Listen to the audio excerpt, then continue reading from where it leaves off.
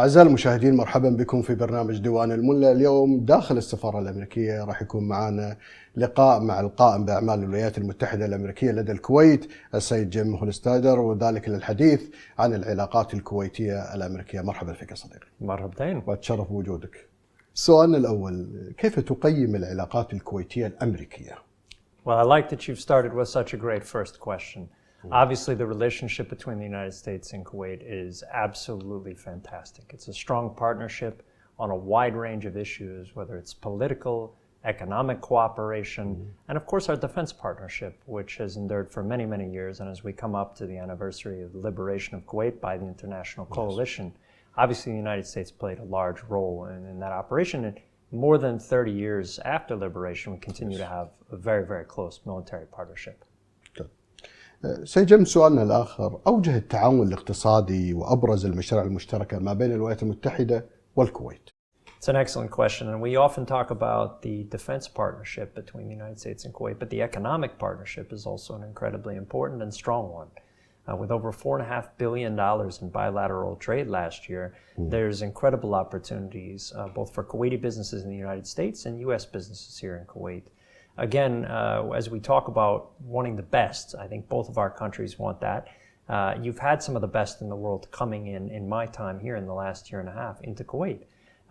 And as you know, you've probably seen, Google is talking about coming into Kuwait. Amazon Web Services is now here, but you see on the tech sector a large number of other companies. Microsoft's been here a long time. Cisco is here. You have Level 3. You have a lot of really strong tech companies. But it's not just technology. You see it on pharmaceutical side, whether it's Abbott or Oregon or many of the other ones that are here, and they're doing a really good job as well. Obviously, oil services and sectors is also quite strong. Construction. So there's a lot of relationship building back and forth. And one thing I will encourage folks to do, we'll be having a delegation from Kuwait coming to Select USA, which is a big investment conference in the United States in May. And if folks are interested, if your viewers are interested, they can be in touch with our commercial section. But there's always more opportunities to strengthen that relationship. على نفس الإجابة، موضوع الحماية، هل ما زالت الولايات المتحدة تؤكد من خلال اتفاقيتها مع الكويت على حماية الكويت من أي اعتداءات خارجية؟ No, it's a good question. So the United States obviously is committed to our partnership with Kuwait. And on security issues, the defense of Kuwait obviously remains incredibly important, as it has for more than 30 years. It's concerns about security, safety, stability throughout the region, where it's always something that's a priority for the United States, and it's something that we're doing in concert and in partnership with all of our allies that are here. And obviously Kuwait is one of those allies, the major ally. In fact, it's a major non-NATO ally, one of the few countries in the world to have that status. Because of the importance we place on the partnership. And again, having such a large U.S. military presence here, I think, is a signal of our commitment and resolve to the Kuwaiti people, to the region. And I think, again, more than 30 years after liberation, that support, strength, relationship remains incredibly strong. أنت متابع العملية السياسية في الكويت والعملية الديمقراطية في الكويت ومجلس الأمة والصراع ما بين مجلس الأمة والحكومة وأيضا الحريات الصحفية. كيف تقيم العملية الديمقراطية في الكويت؟ Absolutely. So it's obviously up to the people of each country to choose the type of government that they want. But in Kuwait, it's been terrific to see the democratic institutions at work. In my year and a half that I've been here in Kuwait, I've had the opportunity to see some elections, which I think everyone judged to be free and fair.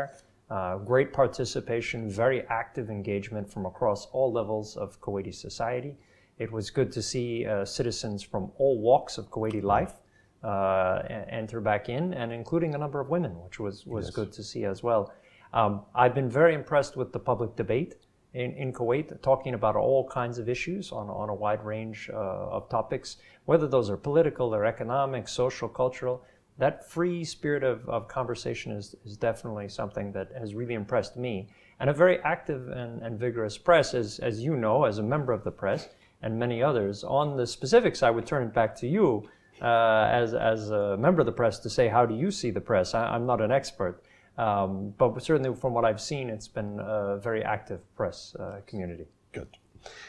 بروح على ناحية التعليم. في خطط بين الولايات المتحدة والكويت لزيادة الابتعاث الطلبة للدراسة في الجامعات الأمريكية؟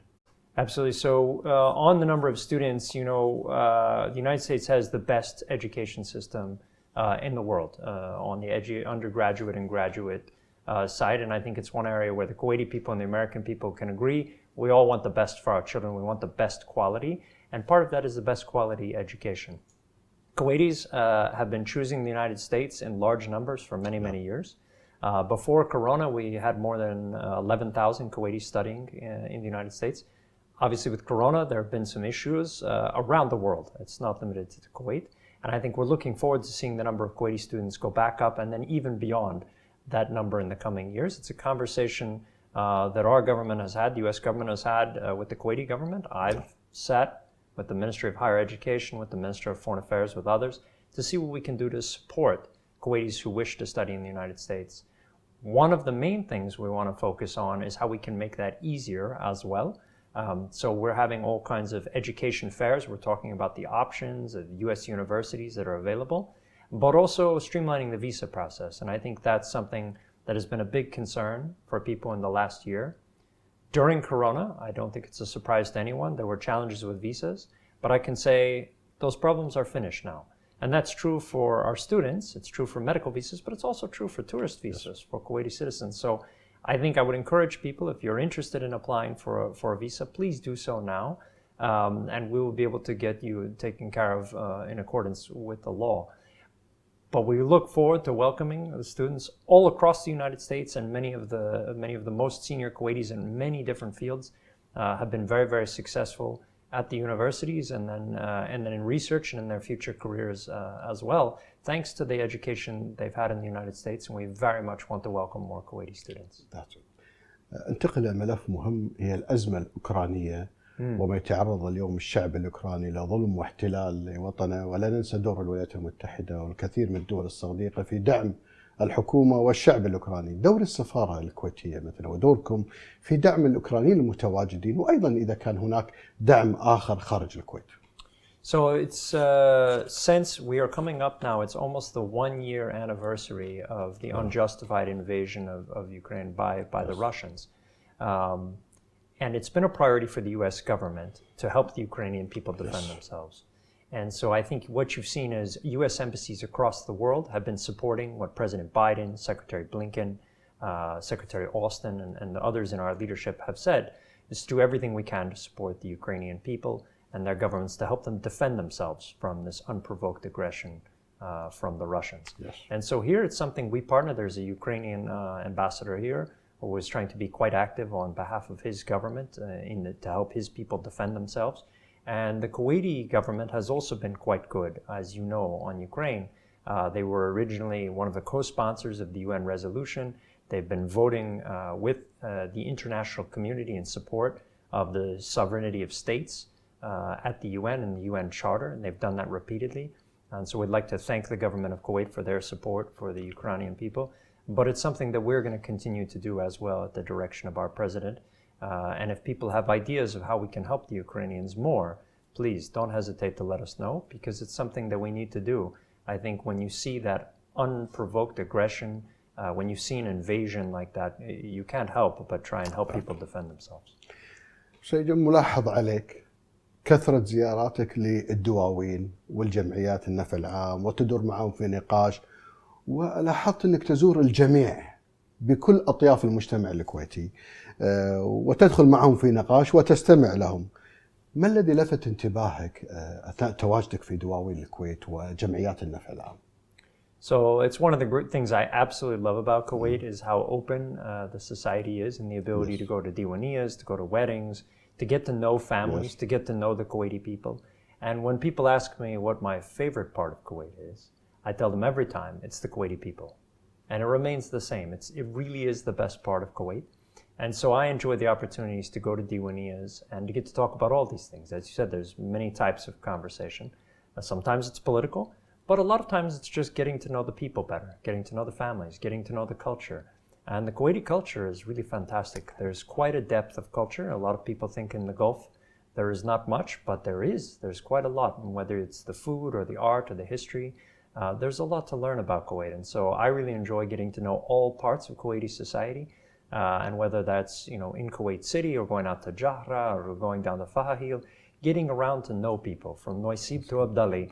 I want to know the Kuwaiti people and really build on the partnership that we've done here, because you have great support for the relationship. Obviously, a huge thank you to their highnesses for having us here in the embassy in Kuwait, but we've got great partners. Some of these ministers are really terrific and doing a great job. That's good. You like Tabak Zubaydi? I do like Zubaydi. I have to say, sometimes people ask me, they say, what are the problems in Kuwait? And I say, the most dangerous part is the food. And many people have heard me say this, but your food is fantastic. And that's the problem. It's really good, whether you're talking about the Machbous, the Marabian, the Zubaydi, the Legamat, as we're coming into Ramadan, or the different types of rahash. I don't want to start a fight with your viewers about whether it's Wataniya or Shamali or better. Yeah. So it's fantastic on that side.